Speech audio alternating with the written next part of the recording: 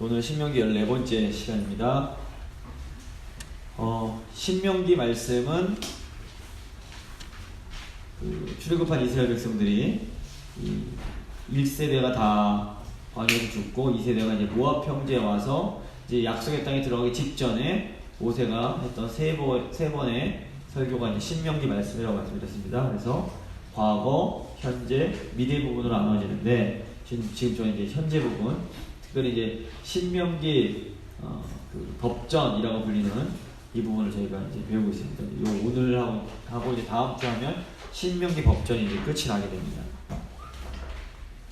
신명기 법전의 뒷부분은 이제 배치가 10계명 10가지 계명에 따라서 이제 배치가 되어 있다고 말씀드렸습니다. 그래서 지난 시간까지 간음하지 말라까지 했고, 이제 오늘은 이 두 가지 도덕질하지 말라라는 8계명과 이웃에 대하여 거짓 증거하지 말라라는 9계명에 대한 해당하는 내용을 한번 같이 생각해 보도록 하겠습니다.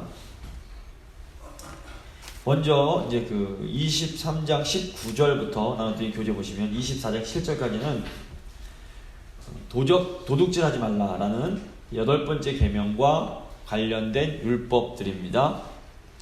이 도둑질을 하지 말라라는 이 계명을 생각할 때 이 도둑질을 남의 집에 들어가서 남의 것을 훔쳐오는 것만으로 생각하시면 이게 안 됩니다.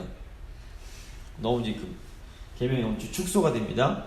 도둑질은 뭐냐면 기본적으로 타인의 권리를 침해하는 것을 대표합니다. 다른 사람이 마땅히 받아야 할 것을, 가져야 할 것을 내가 뺏고 갖지 못하게 하는 것, 이게 다 넓은 의미에서 도둑질에 해당이 됩니다. 그래서 이스라엘 백성은 하나님과 언약을 맺은 백성으로서 어떤 언약 백성으로서의 고유한 권리가 있었습니다. 특별히 의지할 것이 없는 객, 고아, 과부 같은 이런 약자들은 그 권리가 뭐였냐면 언약 공동체의 구성원으로서 챙김을 받고 도움을 받고 보호를 받을 권리가 있었습니다. 그래서 이런 약자들이 마땅히 받아야 할 권리를 빼앗는 것 역시 하나님은 도둑질로 보십니다. 저희가 마땅히 도와야 할 자를 돕지 않는 것, 저희 도둑질하는 겁니다. 그리고 남의 것을 적극적으로 뺏어 와야 도둑질이 아니라 해야 할 바를 하지 않는 것, 주어야 할 바를 주지 않는 것도 도둑질에 해당합니다. 보겠습니다. 먼저 23장 19절에서 20절 보시면 이자에 관한 말씀이 나옵니다. 내가 형제에게 꾸어주거든 이자 받지 말지니 곧 돈의 이자, 식물의 이자, 이자를 낼 만한 모든 곳에 이자를 받지 말 것이라. 타국인에게 내가 꾸어주면 이자를 받아도 되거니와 내 형제에게 꾸어주거든 이자를 받지 말라. 그리하면 내 하나님 여호와께서 내가 들어가서 차지할 땅에서 내 손으로 하는 범사에 복을 내리시리라.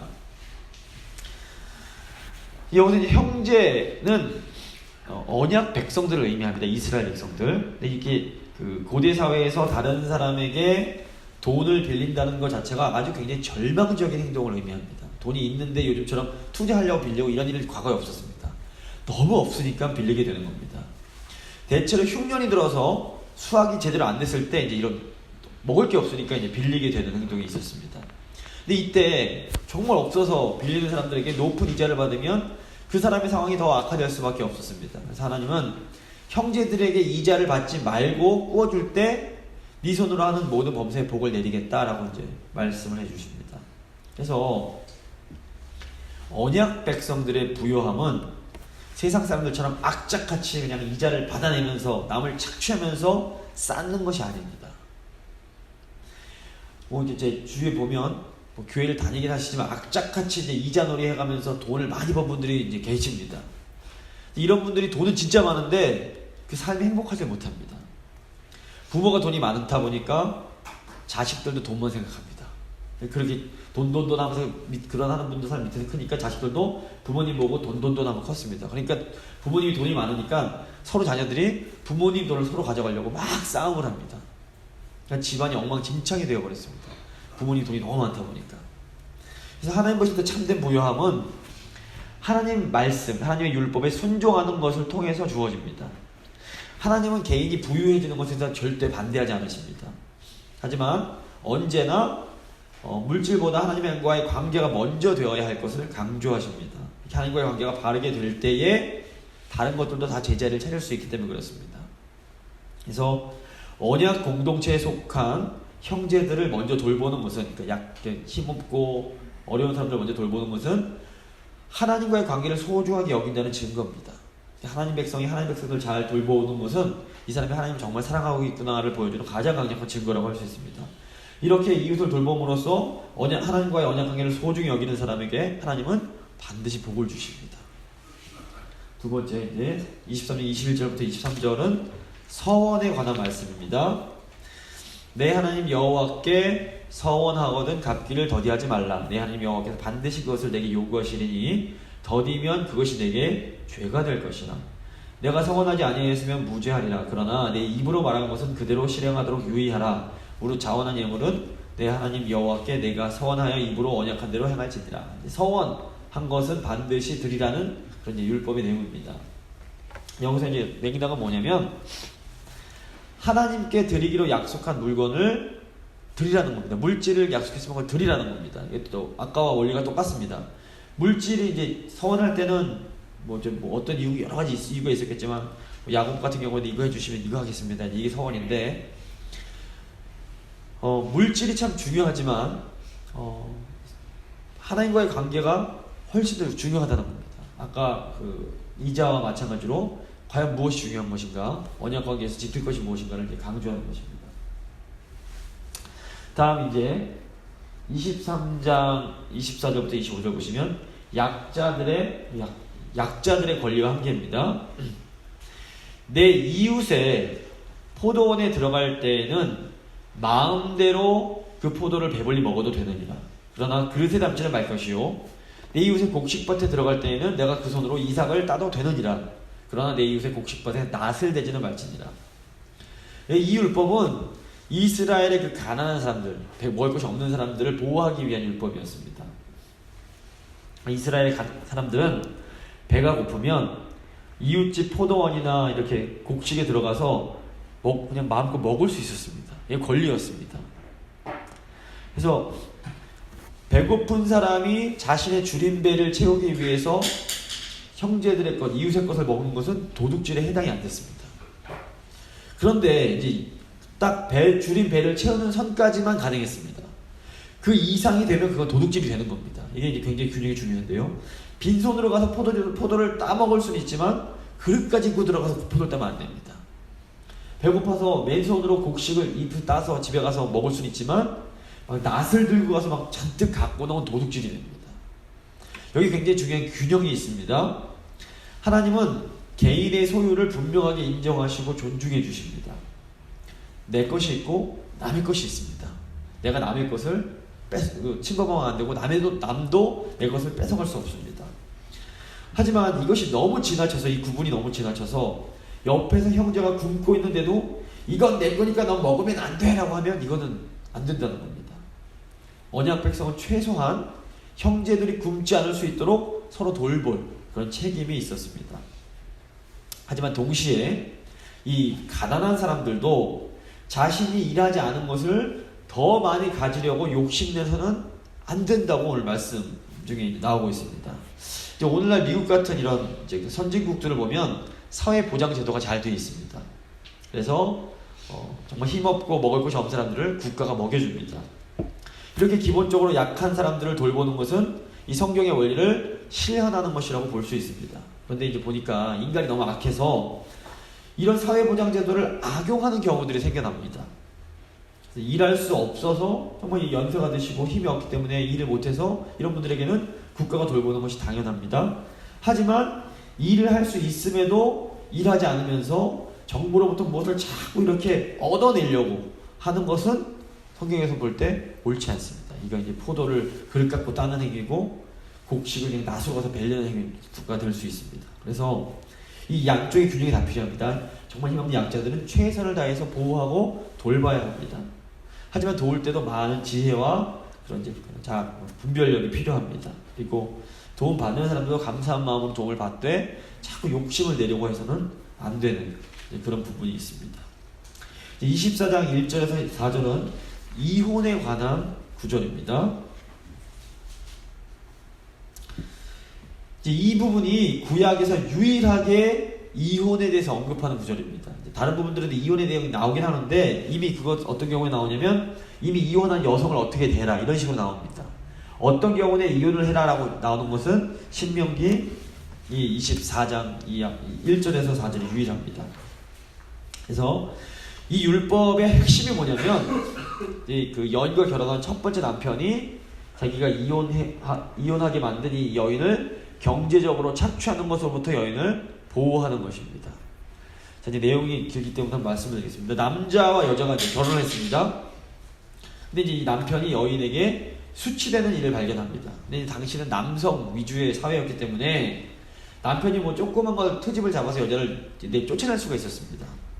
이때 남편은 아내에게 이혼 증서라는 것을 써서 줘야 됐습니다. 이렇게 남편에게 버림을 받은 여자는 이제 또 다른 남자에게 시집을 갈 수 있게 됐습니다. 이혼 증서가 있기 때문에.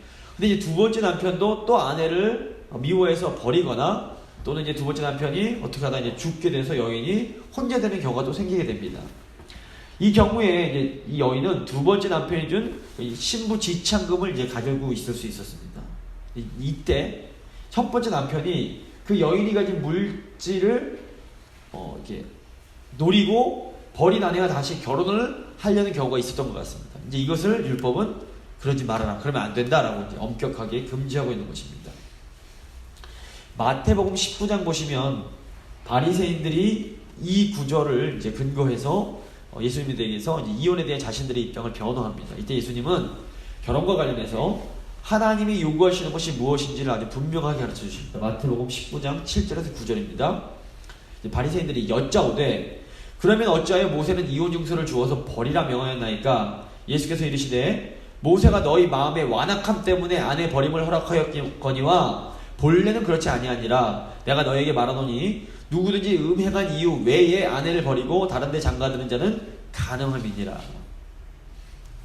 이걸 예수님의 이 말씀을 따라서 이제 구약을 잘 이해하자면 언약 백성들은 아내를 진실하게 사랑하고 또 남편을 진실되게 존경해야 할 책임이 있습니다. 이게 언약적 신실함의 책임입니다. 다르게 표현하자면 하나님과 언약 맺은 그 아내들은 남편의 사랑을 받아야 할 권리가 있습니다. 또 하나님과 언약 맺은 남편들은 아내로부터 존경받을 권리가 있습니다. 이게 무슨 말이냐면 남편이 아내를 온전히 사랑해주지 못하면 도둑질입니다. 또 아내가 남편을 온전히 존경하지 못하면 이것도 주어야 할 권리를 뺏어보기 때문에 도둑질에 해당합니다. 계명 어기는 겁니다. 그래서 사랑받아야 할 아내의 권리를 다해주지 않는 것은 하나님 보시기에 죄를 짓는 겁니다. 마찬가지로 존경받아 마땅한 남편의 권리를 존중하지 않는 것도 이 아내가 하나님 보시기에 죄를 범하는 것입니다. 그래서 이 언약 백성의 이 결혼은 단순히 남편과 아내 이 두 사람의 문제가 결코 아닙니다. 그래서 저희가 결혼할 때 항상 하나님 앞에서 증언하지 않습니까? 고백하고 이게 약속하는 게 이겁니다. 그래서 언약은 두 부부가 믿지만 하나님과 함께 맺는 거기 때문에 이 결속력이 굉장히 강합니다. 하나님을 두려워하는 사람은 함부로 뭐 이혼 이런 거 얘기할 수가 없습니다. 그래서 언약 백성의 결혼에는 하나님이 반드시 그 사이에 결부가 되어 있습니다. 그래서 아내에게 신실하지 못한 남편은 하나님께도 신실하지 못한 게 됩니다. 남편에게 신실하지 못한 아내도 하나님께 신실하지 못한 게 됩니다. 자, 하나님께서 이렇게 엄격하게 결혼해서 율법을 주신 이유가 뭘까요? 서로 부부간에 사랑하고 존중하면서 주 안에서 행복한 가정, 아주 탄탄하고 안정된 가정을 잘 이루어서 행복하게 살라는 겁니다. 이거 뭐 이혼해서 너네 벌 줄까 이게 아니라 너네 부부관계 귀한 줄 알고 이제 뭐 이거 잠언에도 나오고 계속 나오는 전도서에도 나오는 건데 하나님께서 허락하신 그 결혼관계를 소중하게 여기고 행복하게 살라는 겁니다. 5절 보시면 이 사실이 보다 분명하게 나타나요. 제가 아까 5절을 저희가 읽었는데요. 기타 규정으로 들어가면 신혼부부에 대한 내용이 5절에 나옵니다. 막 결혼한 남자는 군대도 보내지 말라는 겁니다. 사람이 5절입니다. 새로이 아내를 맞이하였으면 그를 군대로 내보내지 말 것이요 아무 직무도 그에게 맡기지 말 것이며 그는 1년 동안 한가하게 집에 있으면서 그가 맞이한 아내를 즐겁게 할지니라. 이 즐겁게 할지니라는 행복을 가져다 줄 것이다. 이제 이렇게 번역이 됩니다. 남편은 결혼한 아내를 행복하게 해줄 책임이 있었습니다. 그러니까 이걸 통해서 저희가 뭘 할 수 있냐면 남편이 잘해야지 이게 아니라 하나님 백성에게 원하시는 것은 우리가 하나님 안에서 참된 행복을 누리는 것이라는 겁니다. 이 하나님이 우리에게 원하시는 게 이겁니다. 그렇기 때문에 이제 율법으로 이렇게 보호막을 자꾸 쳐주시는 겁니다. 인간이 죄인이기 때문에 자꾸 이렇게 벗어나려고 하기 때문에 그거 못하도록 안전장치를 자꾸 이렇게 쳐주셔서 그 안에서 행복을 누릴 수 있도록 도와주시는 겁니다. 제가 이걸 좀 잘 기억할 필요가 있습니다. 또 이제 6절 보시면 맷돌에 대한 또 이제 그런 규례가 나옵니다. 사람이 맷돌이나 그 윗짝을 전당 잡히지 말지니 이는 그 생명을 전당 잡음이니라 이렇게 나옵니다. 맷돌은 이제 당시 이제 구약시대 사람들이 음식 준비하는데 반드시 필요한 것이었습니다. 어떤 사람이 가난한 사람에게 이렇게 돈을 빌려주고 맷돌을 잡는 것은 그 사람과 가족들의 목숨을 담보로 잡는 것과 마찬가지였습니다. 근데 하나님이 이런 행위 절대 하지 말라고 그러십니다. 그 다음에 7절 보시면 유괴에 대한 내용이 나옵니다. 사람이 자기 형제 곧 이스라엘 자손 중 한 사람을 유인하여 종으로 삼거나 판 것이 발견되면 그 유인한 자를 죽일지니 이같이 너희 중에서 악을 제할지니라. 사람을 유인해서 종으로 삼거나 파는 것도 도둑질에 해당했습니다. 그런데 다른 도둑질들은 사형을 언도하지 않습니다. 근데 사람을 이렇게 아무리 비싼 귀금속이나 재산을 도둑질하는 것도 사형까지 시키진 않았습니다. 하지만 사람을 유기하는 것은 죽임으로 하나님께서 악을 제하라고 하십니다. 그래서 하나님께서 무엇보다 인간의 생명을 가장 소중하게 여김을 저희가 이 율법 통해서 알 수 있습니다. 당시 이제 이스라엘뿐 아니라 당시 그 시대 속에 다른 나라들 같은 경우에는 이렇게 종이나 이런 거 이렇게 사고 파는 것에 대해서는 그냥 물질로 보상하면 됐지만 하나님 보실 때 생명 갖고 장난치는 것은 절대 용납하지 않으셨습니다. 그래서 하나님께서 우리에게 이렇게 금지하시는 것은 그것이 우리에게 너무나 해롭기 때문입니다. 그래서 부모가 이제 아이를 기를 때도 제일 먼저 아이에게 하는 말이 뭐냐면 하지마, 위험해, 안돼 이런 말을 가르칩니다. 왜냐하면 자녀가 위험한 행동을 위험에 이제 처하는 것으로부터 보호하기 위해서 이런 말을 하는 것입니다. 그래서 그 십계명도 보면 하지 말라가 대부분인데 굉장히 강력한 하지 말라라는 금지 명령으로 되어 있습니다. 이 금지는 부모가 이제 자녀에게 하지마 할 때 자녀가 미워서 그런 게 아니라 자녀를 보호하기 위해서인 것처럼 하나님이 하지 말라라는 이런 계명을 주신 것도 우리를 막 괴롭히고 힘들고 미워해서가 아니라 우리를 그런 모든 위험으로부터 우리를 하나님께서 주시려는 안식과 행복에서 벗어나서 이렇게 괴로움과 고통과 불행에 빠지는 것으로부터 보호하시기 위해서 강력하게 하지 말아라 라고 이제 우리에게 금지 명령을 주시는 겁니다. 그래서 이 하지 말라는 율법을 보면서 저희는 그 율법에 담긴 하나님 아버지의 그 사랑의 마음을 좀 잘 이해할 필요가 있습니다. 이제 24장 8절부터 25장 4절까지는 내 이웃에 대하여 거짓 증거하지 말라라는 9번째 계명과 관련된 율법들입니다. 근데 이 율법들은 기본적으로 언약 백성의 인격을 배려하는 것과 연결이 됩니다. 더 나아가서 이 율법들을 가만히 보면 언약 공동체에 있는 모든 사람들, 심지어 가장 약자들, 객이나 고아나 과부뿐 아니라 아주 정말 심지어 나중 보시면 맨 마지막에 이 가축들에게까지도 하나님 백성으로서 이렇게 존중하고 배려하는 것을 이제 명령하십니다. 사실상 힘 있고 돈 있고 이렇게 강한 사람들은 누가 배려하지 말라고 해도 배려를 받게 됩니다. 하지만 사회적인 약자들은 배제당하고 무시당하기 쉽습니다. 하나님의 백성이 이렇게 특별히 약한 자들을 배려해 주라고 하십니다. 이렇게 특별히 신경 써서 약한 자들을 배려할 때 그것이 하나님 앞에서 의롭고 공의로운 것을 인정해 주겠다라고 말씀을 해주고 계십니다.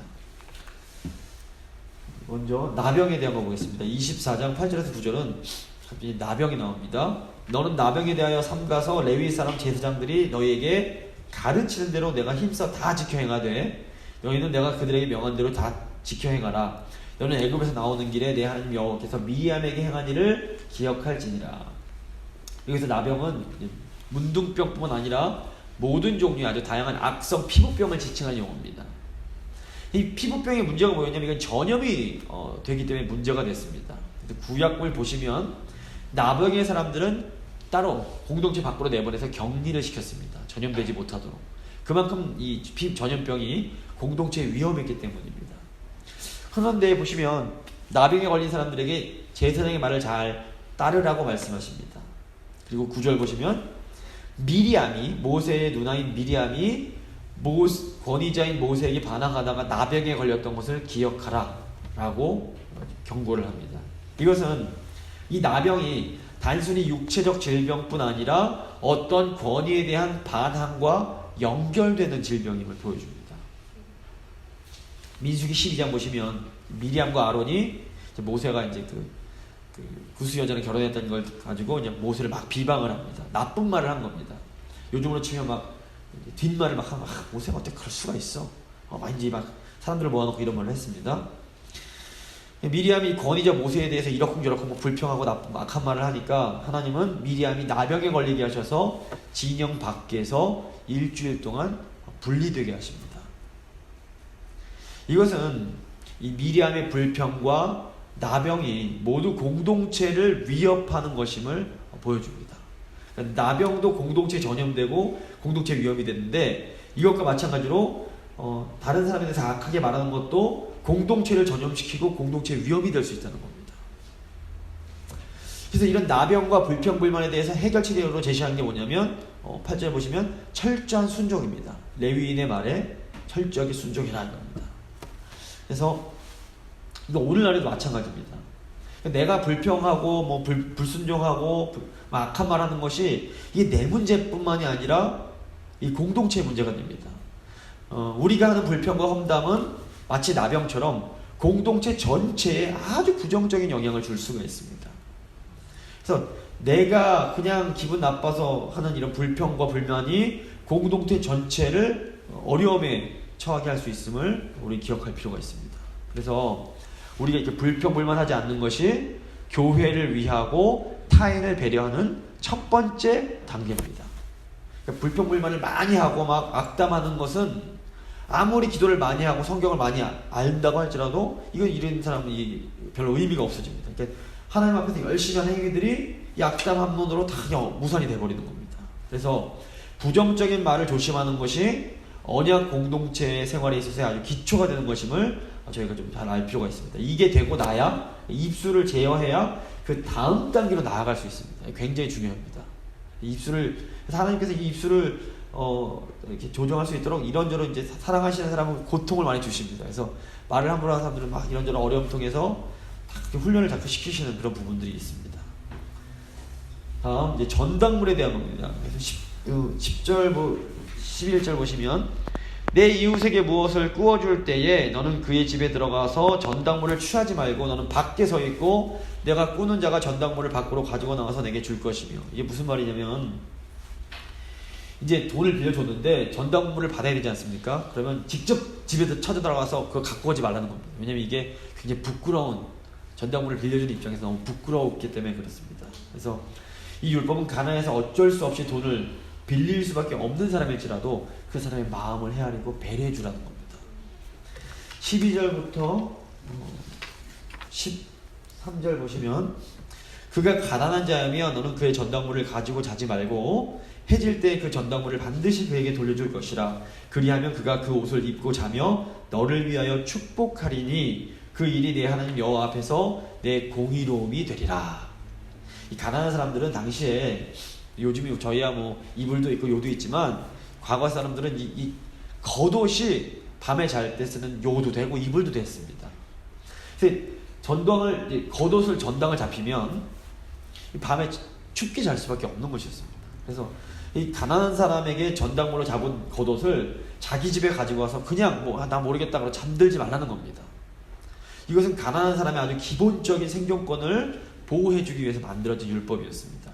아모스서를 보시면 아모스 선지자가 이 가난한 약자를 보호하는 율법을 뻔뻔하게 어기는 사람들에 대해서 아주 비난을 합니다. 아모스 2장 8절 보시면 모든 제단 옆에서 전당 잡은 옷 위에 누우며 이거 갖다 주지 않고 누워서 잔다는 얘기입니다. 그러니까 이런 율법들은, 이 구약의 이런 율법들은 가난한 사람들일지라도 최소한의 인격을 존중받고 최소한 잠잘 때에는 따뜻한 이불을 덮고 잘 수 있어야 함을 보여줍니다. 굉장히 율법이 따뜻한 율법입니다. 그래서 이렇게 가난한 백성들을 배려하는 것이 하나님 앞에 의로움이 될 것이다 라고 말을 합니다.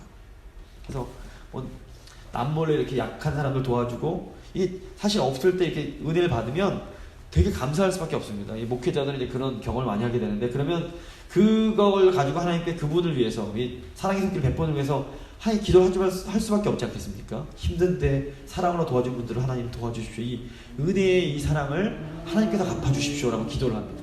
하나님께서 그 기도를 기가 막히게 잘 들어주십니다. 그러니까 선행을 베푸시는 게 이게 역으로 가야 됩니다.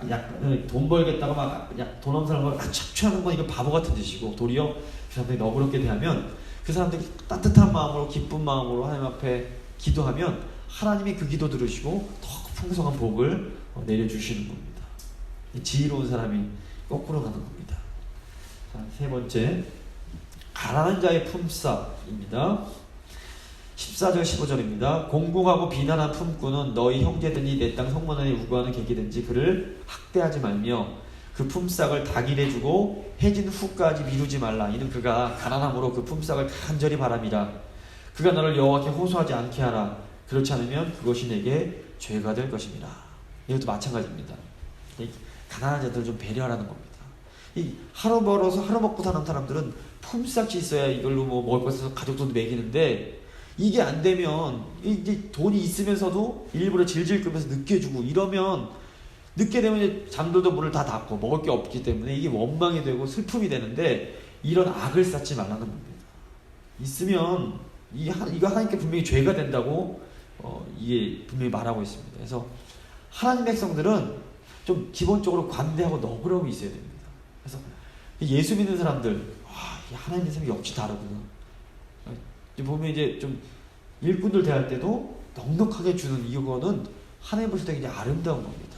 쪼잔하게 막 약자들과 아끼는 거 이게 아니라 넉넉하게 주면 그 사람이 그걸 통해서 그 기쁨을 느끼고, 하나님이 그걸 보면서 지인놈 이 참 귀하다, 아름답다 이렇게 복 주시는 그런 게 있습니다. 그래서 이거를 자기 원리들을 잘 기억하실 필요가 있습니다. 24장 16절 보시면 연좌죄 금지가 나옵니다. 이게 뭐냐면, 아버지는 그 자식들로 말미암아 죽임을 당하지 않을 것이요 자식들은 그 아버지로 말미암아 죽임을 당하지 않을 것이니 각 사람은 자기로 말미암아 죽임을 당할 것이라. 이 연좌죄 금지. 연좌죄가 뭐냐면, 특정 범죄자의 죄를 형제, 사촌, 육촌, 사돈의 8촌까지 연대 책임을 물게 하는 처벌제도입니다. 그래서 옛날에 사극 같은 거 보시면 이렇게 뭐 삼족을 멸할지니라 뭐 이렇게 많이 하는데, 이게 뭐냐면 왕에게 이렇게 반역을 일으키면 자식들도 죽이고 일가 친척까지 싹 죽여서 다시는 그런 죄를 꿈도 꾸지 못하게 하는 그런 게 있었는데요. 뭐 우리나라가 이 법이 고조선부터 이제 그 조선시대까지 쭉 법으로 이어지게 됩니다. 현재는 헌법에서 이제 연좌죄가 금지됐지만, 여전히 뭐 이렇게 법적인 건 아니지만, 예를 들어서 요즘 이제 뭐 어떤 유명 연예인이라든가 유명인들이 딱 죄를 지면 그 부인까지 욕을 먹고 자식들까지 욕을 먹고, 아들이 잘못하면 부모까지 막 욕하고, 막 요즘에 인터넷 보면 막 그런 일들이 비일비재합니다. 이거 안 된다는 겁니다. 개인이 잘못할 수 있습니다. 뭐 또 연약함이 있기 때문에 그거 갖고 내 다른 가족들까지 싸잡아서 이렇게 하면 이거는 하나님 보실 때 의로운 것이 아니다라고 분명하게 성경은 가르치고 있습니다. 그래서 저희 이런 것 되게 조심할 필요가 있습니다. 그래서 자녀가 잘못했는데 뭐 부모를 욕한다거나, 부모가 잘못했는데 자식을 욕한다거나, 이거는 굉장히 위험한, 하나님 앞에 죄가 되는 행동들임을 제가 알 수 있습니다. 그다음에 이제 그 소외된 사람들에 대한 하나님 말씀이 있습니다. 이것도 굉장히 계속 연결되는 건데요. 17절에서 20절 보시면, 너는 객이나 고아의 송사를 억울하게 하지 말며 과부의 옷을 전당 잡지 말라. 너는 애굽에서 종되었던 일과 내 하나님 여호와께서 너를 거기서 속량하신 것을 기억하라. 이러므로 내가 내게 이 일을 행하라 명하노라. 그러니까 객, 여기 나오는 객, 고아, 과부는 자기 땅이 없던 사람들입니다. 그래서 이스라엘 공동체에서 가장 가난하고 힘이 없던 사람들입니다. 이런 사람들을 억울하게 만들지 말라고 이제 말씀하십니다. 그래서 모세는 특별히 이 율법 통해서 이스라엘 백성이 애굽에서 노예 생활하면서 이런 억울함을 당하고 이런 힘든 힘을 당했었지 않느냐. 그러니까 너희도 이렇게 약한 자들을 기억하면서 배려해 주라 라고 명령을 하고 있습니다. 그래서 이게 읽지 않겠는데 19절에서 20절 쭉 보시면 이제 한번 읽는 것도 의미가 있을 것 같습니다. 구약 성경이 약자들을 어떻게 섬겨야 하고 약자 섬기는 것이 하나님께서 얼마나 기뻐하시는지를 이제 19절에서 20절에 나오는데 제가 한번 읽어드리겠습니다. 내가 밭에서 곡식 뺄 때에 그 한 뭇을 밭에 잊어버렸거든. 다시 가서 가져오지 말고 나그네와 고아와 과부를 위해서 남겨두라. 그리하면 내 하나님 여호와께서 내 손으로 하는 모든 일에 복을 내리시리라. 내가 네 감람나무를 떤 후에 그 가지를 다시 살피지 말고 그 남은 것은 객과 고아와 과부를 위하여 남겨두며 내가 내 포도원에 포도를 딴 후에 그 남은 것을 다시 따지 말고 객과 고아와 과부를 위하여 남겨두라. 너는 애굽 땅에서 종되었던 것을 기억하라. 이러므로 내가 내게 이 일을 행하라 명하노라. 이게 이거 이 마음을 가지고 여러 곳에 적용될 수가 있습니다. 예를 들어서 요즘에 한국 가면 행상하시는 할머니들이 계십니다. 어떤 아줌마들은 그 할머니들한테도 막 100원짜리한테 막 깎겠다고 막 이러는데 이거 잘못된 겁니다. 그런 할머니들 같은 분들한테는 넉넉하게 더 드리고 좀 그런 너그러움이 좀 필요하다는 겁니다. 이렇게 약한 사람들, 가난한 사람들을 잘 돕고 섬기면 하나님께서 반드시 기억하시고 복을 주신다 이렇게 약속하십니다. 저희 교회 그런 복 받으신 분들 많이 계실 거라고 생각합니다. 마지막 태형입니다. 태형 이제 채찍으로 때리는 건데 율법은 죄를 범한 사람에게 매를 때릴 때 그 형벌을 40대까지로 제한을 합니다. 유대인들은 이 율법을 지키기 위해서 그 최고형의 아예 숫자를 아예 39대까지로 딱 정해버렸습니다. 다 40대 넘기지 않도록. 그래서 고린도후서 11장 24절 보시면 사도 바울이 내가 복음 전하다가 유대인들에게 40에 하나 감함에 39대까지 맞는 최고형을 5번이나 맞았다라고 말을 하는 내용이 여기서 나옵니다. 이제 그게 신명기 25장에서 나오는 겁니다. 그래서 여기서 중요한 게 뭐냐면 3절 보시면 40대까지는 때리려니와 그것을 넘기지도 못할지니 만약 그것을 넘겨 매일지는 치더니 내가 네 형제를 경히 여기는 것이 될까 하노라. 이게 무슨 의미냐면 죄를 지었지만 그 형제의 존엄성을 지켜주는 겁니다. 너무 가혹하게 하지 않도록 이제 이렇게 율법으로 정해놓은 것입니다. 그래서 이것은 죄를 지은 사람이 다시 공동체로 잘 복귀할 수 있도록 배려하는 그런 율법이었다고 볼 수 있습니다. 그러니까 보시면 아까 보시면 약자들도 배려해야 되고 심지어 죄를 지은 사람들까지도 배려해 주라는 의미가 담겨 있습니다. 이 거짓 증거하지 말라는 그 계명에 이런 넓은 의미들이 다 포함됩니다. 약한 사람들을 배려하고 그들의 인격을 존중해주고 심지어 이제 마지막으로 25절 4절 보시면 곡식 떠는 소에게 망을 씌우지 말지니라. 짐승에게까지 이제 배려를 하라고 이제 이렇게 명령을 합니다.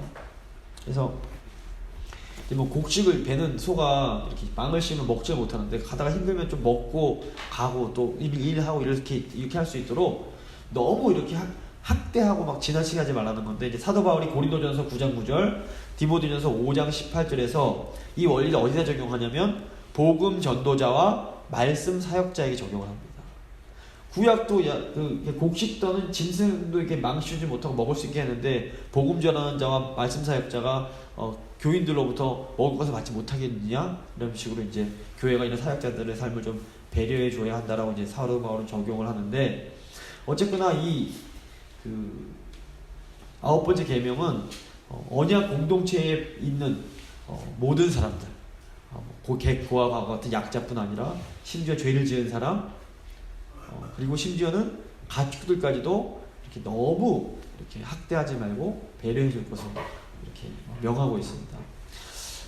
결론적으로 말씀드리면 이제 오늘 두 가지 큰 내용을 함께 공부를 했는데요. 첫 번째는 도둑질하지 말라라는 이 8계명이 어떻게 적용되는지 이것은 언약 백성들, 하나님과 언약 맺은 백성들의 아주 기본적인 권리를 빼앗지 말라라고 저희가 볼 수 있습니다. 그래서 하나님 백성들은 하나님 안에서 하나님 백성답게 인간답게 살 수 있는 권리가 있습니다. 그래서 언약 공동체는 하나님 백성들이 사람답게 살 수 있는 그런 권리를 잘 보장해 줄 필요가 있습니다.